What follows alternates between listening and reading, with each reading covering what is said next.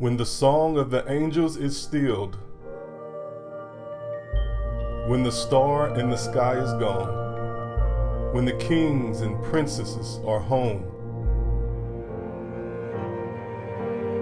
when the shepherds are back with their flock, the work of Christmas begins. To find the lost, to heal the broken, to feed the hungry, to release the prisoner, to rebuild the nations, to bring peace among people, to make music in the heart.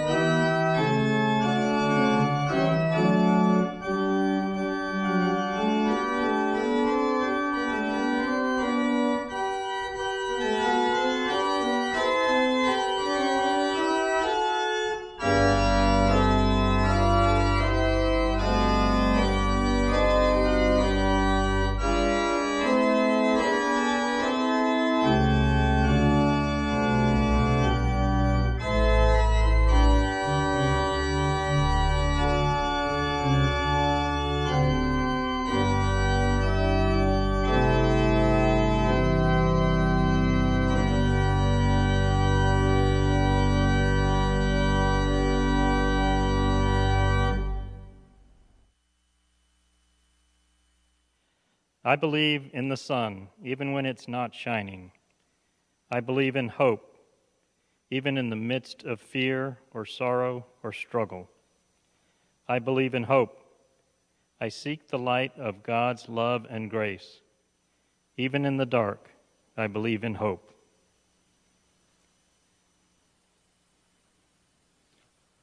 I believe in love, even when I don't feel it. Whether my day is full or empty, whether my friends and family are near or far, I believe in love. I will dare to love, counting on the grace of God.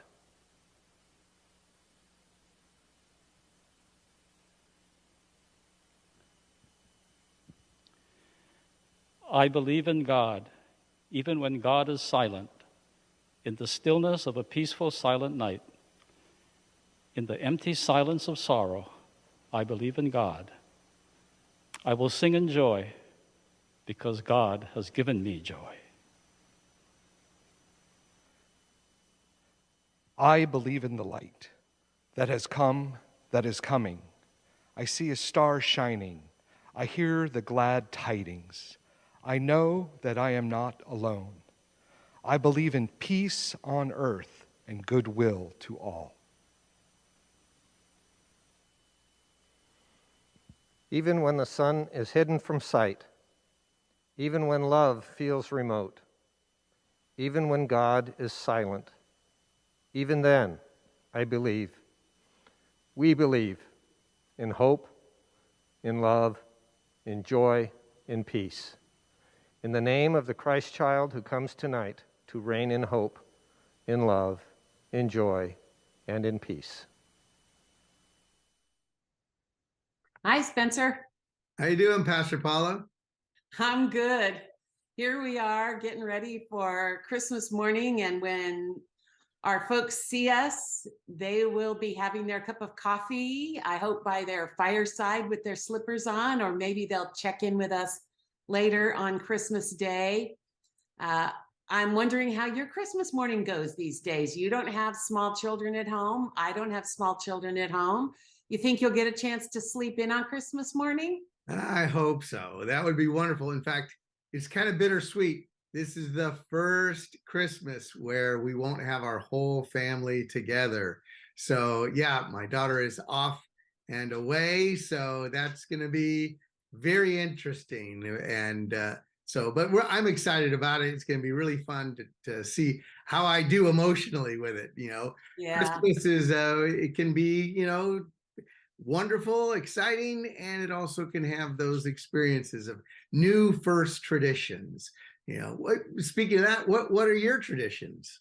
Well, funny you should say that, but 30 years ago, my mom had a sudden and unexpected heart attack and died shortly before Christmas, which made us change all our traditions because like a lot of people in our generation, my mom was the one who made Christmas happen. And we had a certain way of having Christmas Eve after church, and we would have usually some champagne, and we'd open one present and we'd sit and just chat. And then in the mornings, we would open our presents. And when we were little, we had to wait until Dad got the movie camera lights set up for the 8mm movie. I remember that. But all the traditions changed when my mom died.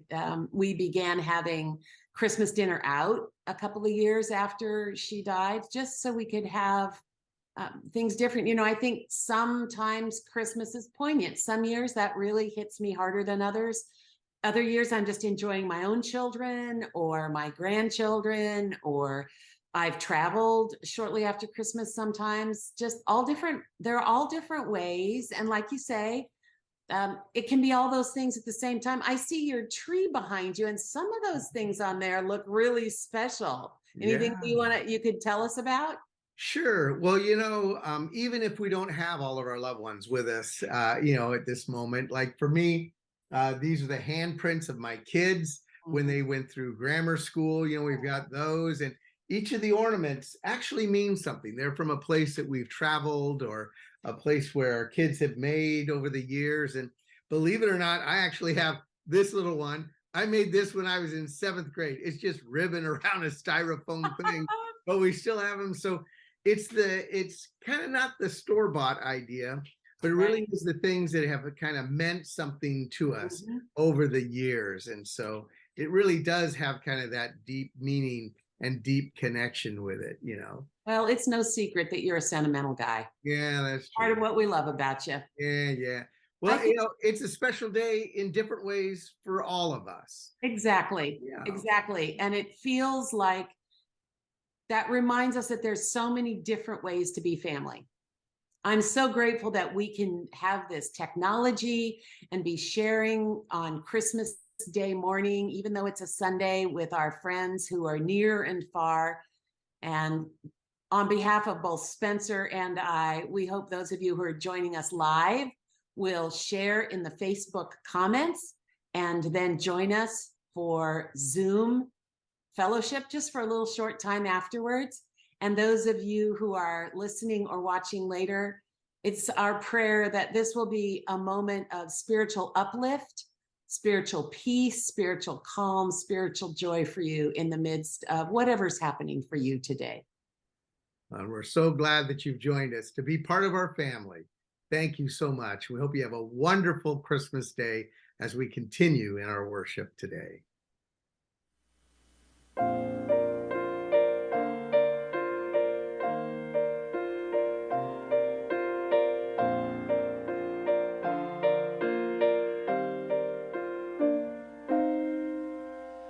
I am dreaming tonight of a place I love even more than I usually do. And although I know it's a long road back, I promise you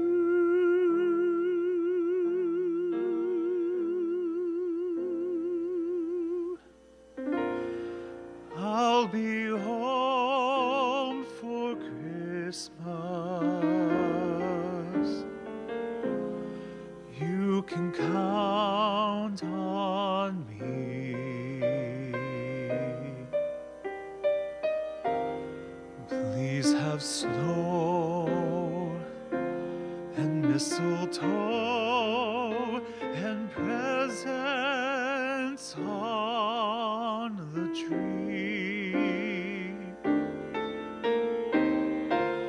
Christmas Eve will find you where the love light gleams. I'll be home for Christmas, if only in my dreams.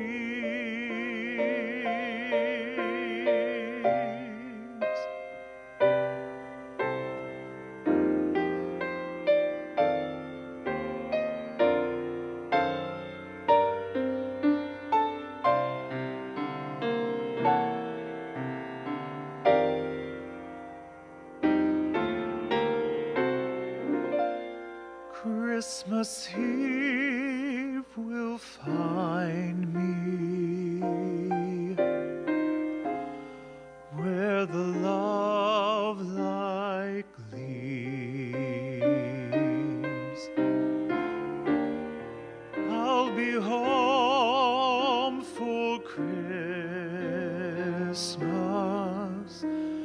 if only in my dreams,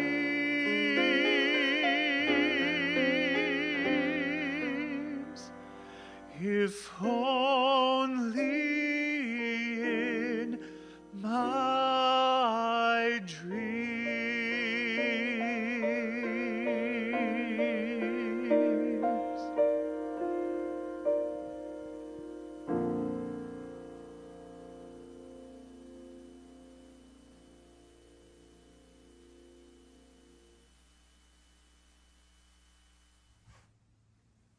Good morning. Merry Christmas.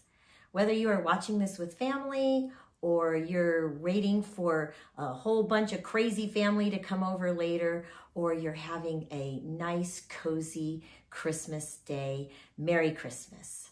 I want to share with you a gift that a friend of mine gave me a couple weeks ago. She gave me this doormat, and it says, "We're like really into Christmas." And she gave this to me because she knows I love Christmas. I love to decorate, I love to bake, I love to buy gifts and wrap gifts, I love to cook, hang out with my family. I love Christmas. And I started thinking about it and I thought, wait, we're like really into Christmas. Maybe that doesn't mean the decorating and the baking and the cooking and the presents. We're like really into Christmas. Maybe that means we're really into the message that Jesus brought us on Christmas. We're really into, let's be kind to each other and love our world and love our family, love each other, take care of each other. The message that Jesus brought us on Christmas. So we're like really into Christmas. Merry Christmas from our family to yours. This season, I ran across a meme on Facebook that made me laugh so hard I actually shared it. It said, "We're getting to the part of the season where it's time to trade in your normal anxiety for your special Christmas anxiety." If that doesn't apply to you, your friends don't want to know. My hairdresser asked me the other day if I was done Christmas shopping, and I rather smugly said, "Why, of course, I'm usually done before Thanksgiving." Of course, 40 plus years of working in the church, you get your shopping done early. When I saw the look he gave me, I was afraid, though, I might get the worst haircut of my life. I didn't bother to tell him, though, that shopping was the least of my troubles. And I also didn't mention that having the shopping done isn't the same as having the wrapping and the mailing done, right? And people have been so generous. I can't even keep up with the thank you notes, and it's not even Christmas yet. I have at least 3 more invitations to gatherings than I can possibly attend. So along with my anxiety overwhelm, I also have a blessedness overwhelm. I'll bet you do too. Maybe some of our fancy Christmas anxiety is excitement, hope, poignant remembering. It's a rich season full of many and mixed emotions. As we spend just a few minutes together taking a break from the hustle and bustle for a whisper of the Holy Spirit's gift, as we sit alone or together, at home or away, I invite you to take a moment to count what are your blessings and what are your fears and what are your hopes and what is the gift that comes to you this particular year. Remember, this is the first of 12 days of Christmas. There's a lot in the days coming that will fill your heart, touch you, restore you, make you laugh, speak to you, and fill you with love. Sister Joan Chittister says, it's one thing to make a pilgrimage into the desert to find God. It's entirely another to be open to finding God where we are. Life isn't an exercise in spiritual gymnastics, she reminds us. It's one long, unending attempt to put on the mind of God wherever we are, whatever happens to us on the way. We're not here to pray our way out of life's challenges, although I think it's okay if we do. What we're really here to do is grow through every one of those challenges into spiritual adulthood. And the prayers and the rituals and the pilgrimages along the way are spiritual oases meant to build our strength for the rest of the journey. They're not God, but they're signs that the God who made us is with us. And it is that relationship that counts far beyond any particular devotional practice or tradition. In these moments together, with a little bit of music, a little bit of scripture, a little bit of prayer, a brief joke, we'll have a short oasis. What would you like to give yourself that would build your strength for the spiritual journey for the rest of today, for tomorrow, for the next 12 days, for the next season of your life? Maybe you had some troubles this year. Did they, in some ways, also turn out to be blessings because you learned something or you achieved a kind of growth you weren't going to get any other way? Are you worried about something next year? What fears lurk around the corner to trip you up spiritually and take your focus off of how loved you are and what your calling in the world is? Do you have hopes for the people you love, for yourself, for the world? Look, the details of your Christmas may not look anything like the one from 1,500 years ago, or 15 years ago, or 5 years ago. I, for one, am eternally thankful for pre-lit Christmas trees. I mean, how many marriages have been saved by that alone? This is also a time of year when people enjoy all kinds of music they don't normally listen to. Classical and country, American standards and rock and roll. We all listen to all of it because we share the same feelings, the same hopes, the same longings. I know we know our Christmas songs by heart, and we don't often listen to the lyrics closely. So I want to share with you this morning some of the poetry from O Little Town of Bethlehem. O little town of Bethlehem, how still we see thee lie. Above thy deep and dreamless sleep, the silent stars go by. But in your dark streets shines the everlasting light. The hopes and fears of all the years are met here in thee tonight. 1 Peter 3:15 says, always be ready to make your defense to anyone who demands from you an accounting for the hope that is within you. The hopes and fears of all the years. Yep. Our celebrations change over the years. They change in the different seasons of our life. Times are different. Christians, yet unaccountably, carry hope in their hearts. Can you account for the hope that is in you? In some ways, the answer is always no. There's no accounting for God's grace. And yet, it's also yes. In the cold, quiet dark, when humans are most easily discouraged, Christians carry hope in their hearts, hope that is born again this day. For Christ is born of Mary, and gathered all above, while mortals sleep, the angels keep their watch of wondering love, while mortals sleep. This isn't just an image of nighttime wonders. It's the human condition. We are asleep to the wondering love, but the angels carry it for us. We don't see the stars pointing the way, but they're singing proclamations. There's no peace among us here on earth, but we sing praises in hope of it, and that hope never leaves our hearts. How silently, the wondrous gift is given. So God imparts to human hearts the blessings of heaven. In the hubbub, in the quiet, in the music, in the laughter, I hope you will hear the Christmas angels their great glad tidings tell. A friend shared this recently. It's an unwed woman who carries God. It's the pagans from the East who recognize God. It's the workers in the field who hear from God. It's the marginalized neighborhood that welcomes God. It's God who chooses the lowly and the broken to rise. Wherever your life has taken you, the dead ends, the wrong turns, the triumphant mountains climbed, the quiet satisfactions held, wherever you find yourself this day, busy and laughing in a joyful hubbub, grateful and contented in a peaceful, quiet moment, lonely, longing, loved, alive, all of it. Christmas is here. Let hope lighten your heart and light up the world.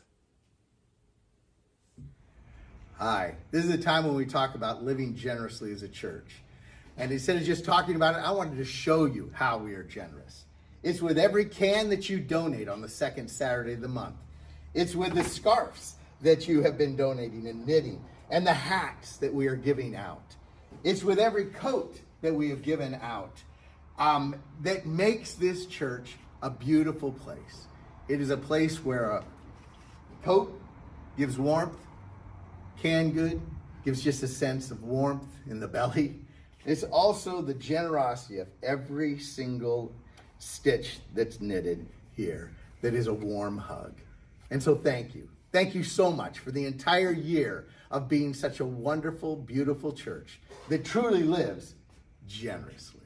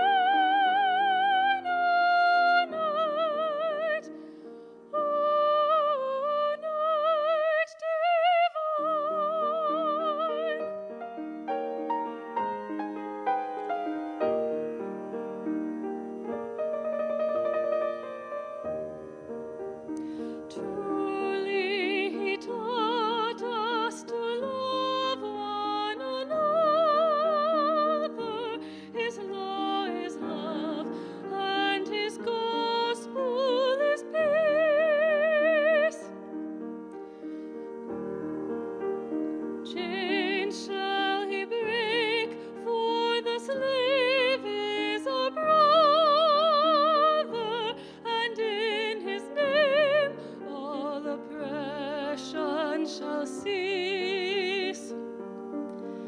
Sweet hymns of joy in grateful chorus raise we, let all within us praise his holy name. Christ is the Lord, and we ever praise his power and glory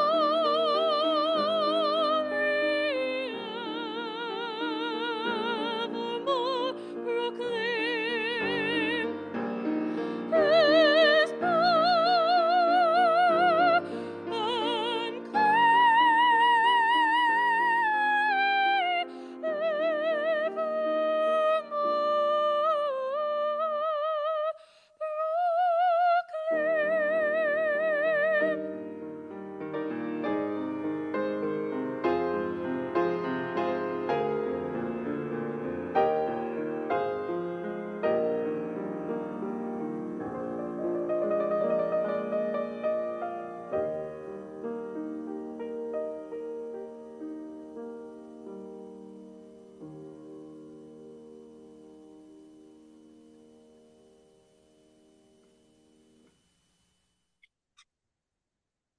Well, we're so glad that you've joined us this morning for Christmas.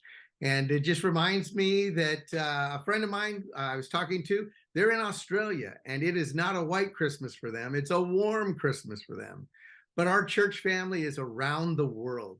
And whether you find yourself sometimes in the sanctuary there in Fullerton or in London or other places, we are so glad that you have joined us and have been a part of our family this morning. And whether this is an exciting Christmas for you or a poignant Christmas, a busy Christmas or a peaceful Christmas, or even a lonely Christmas, a mixture probably of all those different feelings and activities, I'm glad that we had these moments together to ignite our spirits, to light the flame of love inside us. Yeah, and we hope that today and throughout this week, you might find a way to be that love, to be that born sense of incarnation, of care, love, mercy, compassion, and that you'll find a special way, especially today, with family, with loved ones, or anyone you might come into on the road as you're journeying together, to be that love. Show up, pay attention, cooperate with God, and watch the joy get released all around you. Thanks so much for being a part of our church community, for blessing Spencer and I with your friendship and your love and your kindness. And we wish you a blessed day today and all the days to come. Merry Christmas. Merry Christmas.